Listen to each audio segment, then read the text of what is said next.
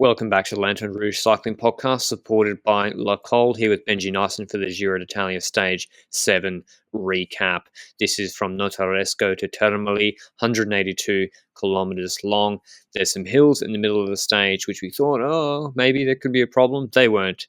It was a sprint stage. It's more the finish that we need to take note of, with about 3 90-degree turns in the last 2 kilometres and an uphill drag. There's even a 12% pinch with about 1,200 metres to go. The 3 kilometre rule and the 3 second rule was applied today as if it was a sprint stage, but a tricky finish nonetheless. And we had Nizzolo, I think, but we said if Ewan was there, he might be the quickest man for the job. Breakaway went Suicide Pro Conti, Breakaway for the sponsor exposure. Simon Pello can be counted on, as well as Umberto Marengo and Mark Christian Fiolo, Bardiani and Androni. Anything else of note from this stage? Benji, Merlier did a poop, apparently. Is that right? Yeah, he did that. And I think nothing really happened in the first, everything except for the last 10 kilometers of the stage. But I did get the shocker in the middle of the stage, because suddenly I heard someone say on Twitter that there is a vague rumor that Nibali might be joining Eolo Cometa, but we won't go into that now. But I was shocked. And I got a heart attack halfway. But about the stage itself, I think that Pello ended up taking that KYM and Chieti. It was pretty cool to see that climb, but that was kind of it, outside of just Chieti being Chieti. And the intermediate sprints all went to the breakaway. They all took that. And it looked to be Thomas de Gent pacing down Pello. So that was interesting to see because, the two most known breakaway adventurers out there on this planet chasing each other down is a pretty cool thing. But the fact that we need to go down such a rabbit hole to find content in the first part of the stage says a lot. There's none. We can skip forward to 10Ks to go. And so Ewan, Nizzolo, Viviani, Groenewegen, Merlier not put under any pressure for this final at all. Far too far from the finish. Those hills in the end, despite Benji and I prognosticating far too long about them yesterday. And into the final we went. GC teams coming to the front, Ineos on the right-hand side, but it was Jumbo-Visma on the left, trying to keep Groenewegen in good position for that 12% kicker that I mentioned. It's straight after a right-hand turn, and it was actually two teams hitting it really late. So Lotto had been set up with 5 riders, their full lead-out complement quite early. They were on the back of the Jumbo-Visma train. Then they moved up. Ewan was 4th. They had one guy sort of protecting his back wheel. And it was then Dries de Bont, Benji, with a late big flyer at that right-hand corner, making sure they got Merlier and I think Krieger into good position. But it was Jasper de Boist leading out Ewan on that climb, Benji. And he wasn't going full, De Boist, was he? He was kind of just trying to keep Ewan up the front. Like we said, they didn't do right on stage 2. They did perfectly on stage 5. It was the same again, Benji. De Boist kind of keeping something in reserve, right? It really felt like that. And while he was keeping that reserve to try and keep Ewan ahead of the curve, ahead of the others, we saw an attack on the other side of the road by an Eolo Cometa rider. And I think Quinten Hermans was trying to follow that for a bit as well. But that attack didn't lead too far. And yes, Oz went also and countered that Eolo Cometa rider towards the end of that 200-meter climb. Going into the corner at the top of the climb, they had a solid 20 meters, nothing more than that.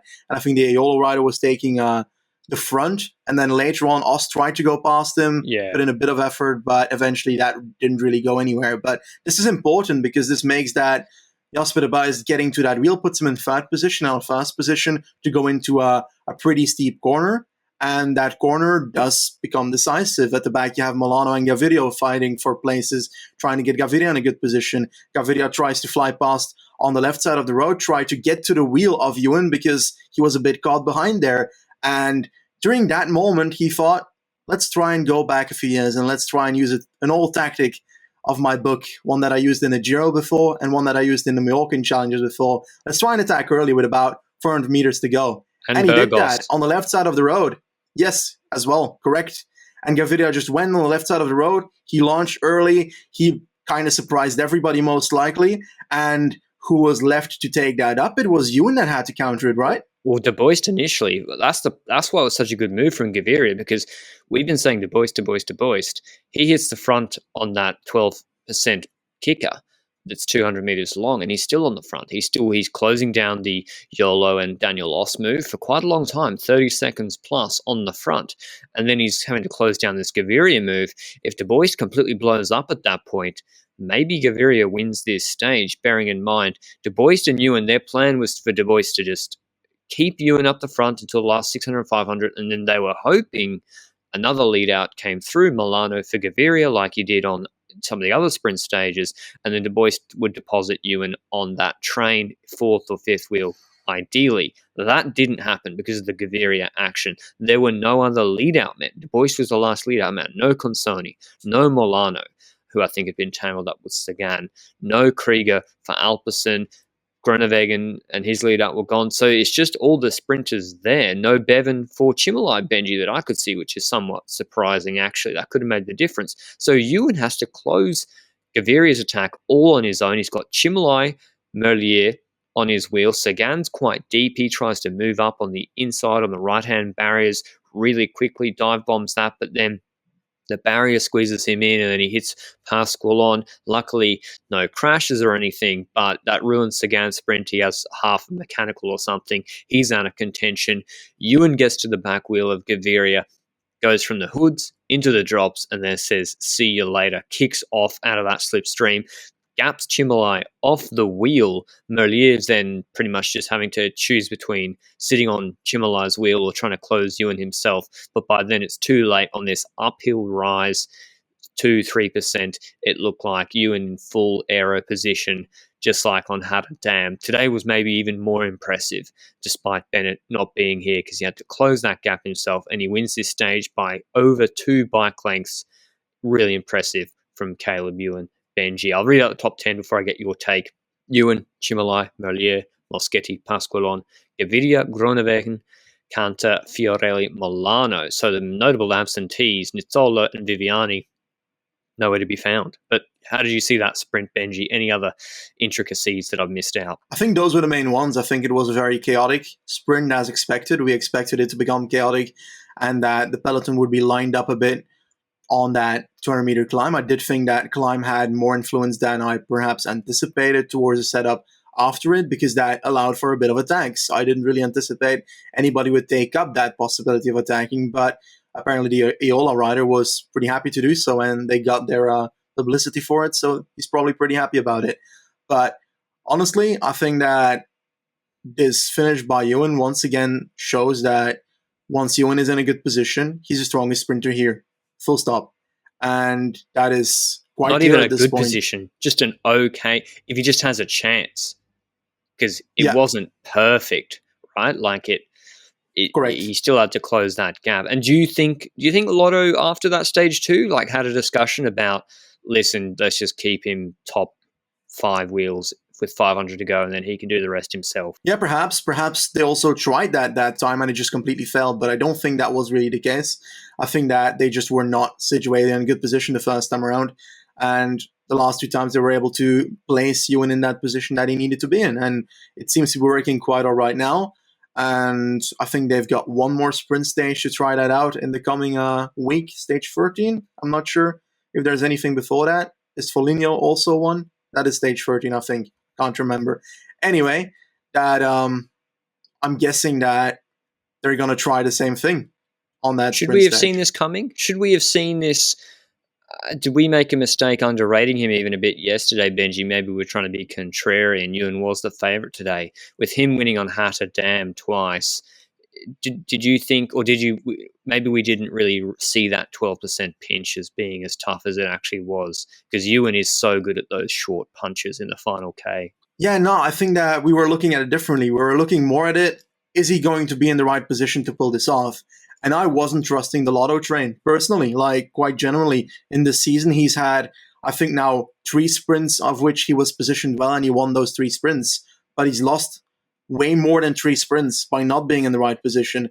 And I didn't expect their consistency in the last few days to be 100% in the last 2 days. So, yeah, it seems like they found a way to do this, and it seems to be working. And if they pull the same stuff on the next sprint stage, he's going to be the likely winner again. But again, they need to be in a good position for that. So I think that's always the key point here. If Ewan is in a good position, he can win the race. if he's not in a good position, well, he can't. And I didn't expect him to be in a good position personally because I didn't trust the Lotto team to do so personally. Before we get on to the preview of tomorrow's stage, I want to mention our show partner, Lacole. They produce performance cycling apparel. Now, you've already heard from us about their Project Aero collaboration with McLaren, those new kits that have dropped. Well, they have a Strava challenge that is related to that Project Aero challenge. If you join that Strava challenge through Lacole, they're on Strava, then you record 300 active minutes or complete a 100-mile, which is 160 Ks, I believe, in Australian units. If you complete a 100-mile ride in under 6 hours, you'll go in for 2 chances to win the complete Lacole McLaren Project Aero collection, which is nothing to turn your nose up at. But if you're feeling like you want to just get some kit anyway, we have the special code for 20% off for the Lanterne Rouge Cycling Podcast listeners. All caps LRCP 20, LRCP 20.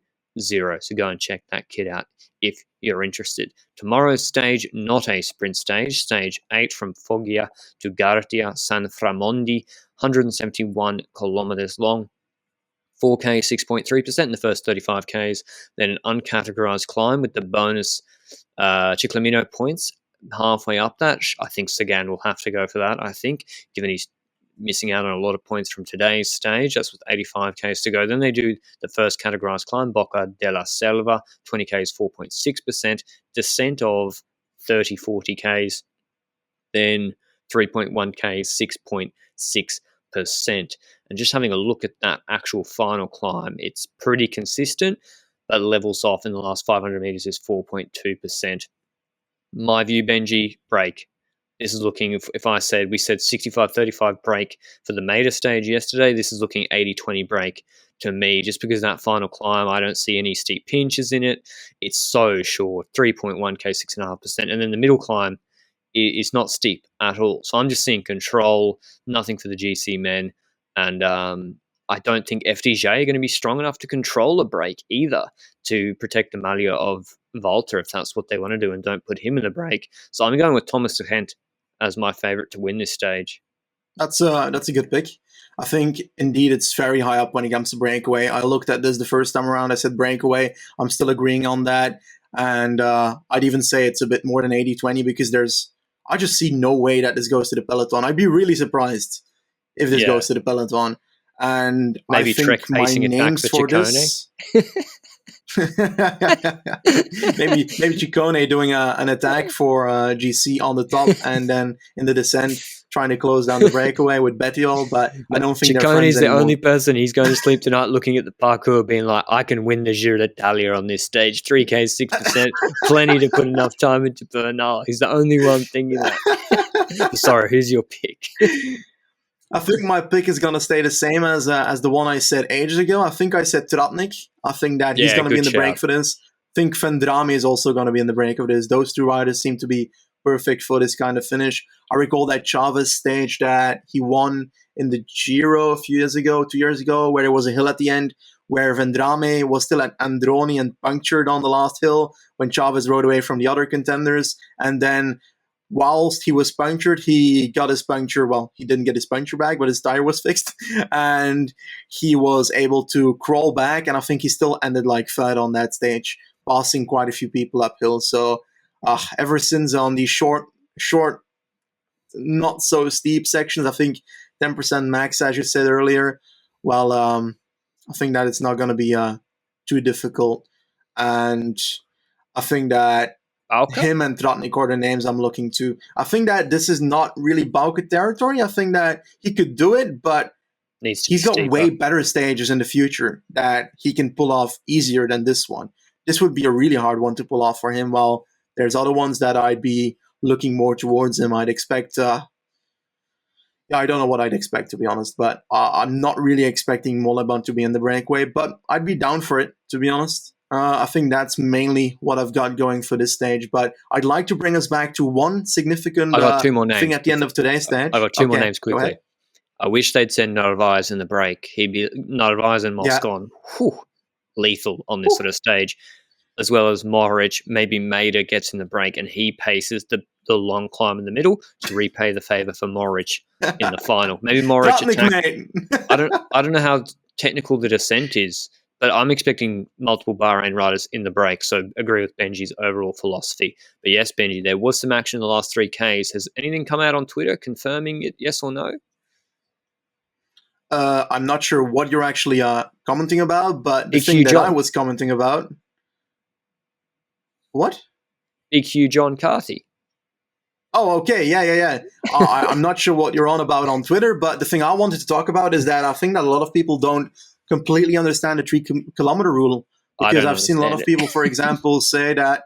Let me explain it. Okay, the 3-kilometer rule in cycling means that once you have a crash or a puncture in the last 3 kilometers, your time is set to a certain time in the front group so that you don't lose the time that you lose from the puncture or the crash.